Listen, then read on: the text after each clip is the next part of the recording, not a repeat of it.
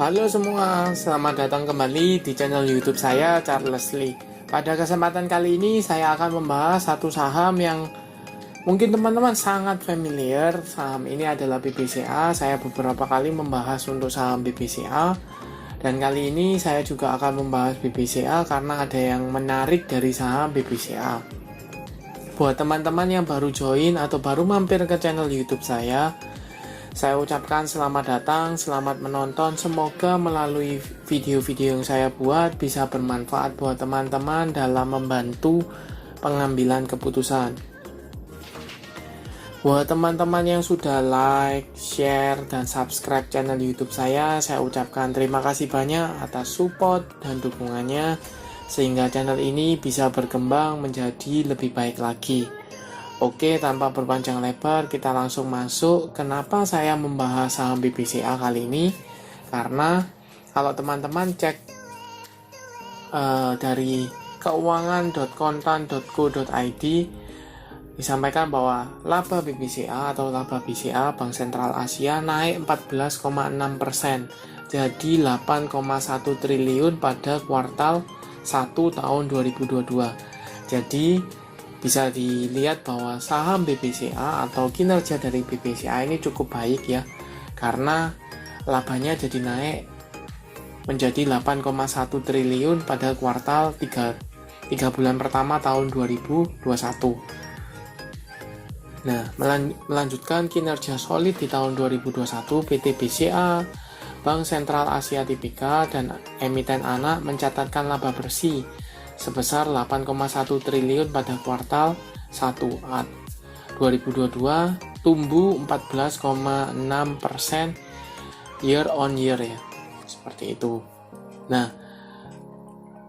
peningkatan ini itu kenapa? Peningkatan ini karena didukung oleh pertumbuhan bisnis antara lain peningkatan aktivitas kredit, transaksi, dan kasa, seperti itu. Pemulihan ekonomi yang mulai pulih ya, kemudian total kreditnya naik 8,6% year on year, kemudian pertumbuhan kredit terjadi di semua segmen baik kredit untuk bisnis maupun konsumsi. Nah, sementara untuk CASA sendiri terus tumbuh secara berkelanjutan naik hingga 21,7% year on year di Maret 2022. Sebagai hasil dari inovasi layanan digital dan konsisten serta ekspansi bisnis ekosistem bisnisnya.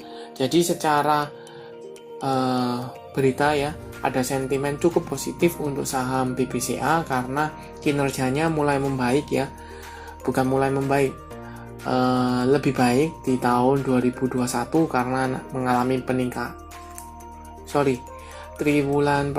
triwulan pertama ini kinerja BBCA menjadi lebih baik lagi, yaitu naik 14,6% secara year on year.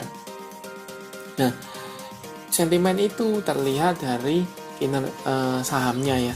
Kalau sebelumnya masih tertahan di level 7.600, mengalami cenderungnya sudah patah tren, kemudian masih tertahan di 7.600, sekarang retest kembali ke EMA 50-nya ya.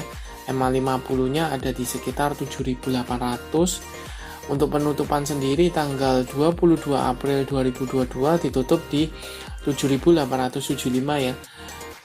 Di atas EMA 50-nya, tetapi shadow-nya atau ekornya masih menyentuh EMA 50. Seperti itu. Nah, jadi belum bisa dikatakan break dari EMA 50. Tetapi kalau dilihat dari volume, kemudian ada sentimen yang cukup positif, kemudian garis MACD mulai berpotongan dan mengarah ke atas kembali, ada potensi untuk saham BBCA ini minimal breakout dari EMA 50-nya. Nah, kalau dia confirm breakout dari EMA 50, maka target terdekat yaitu di level psikologis di 8.000.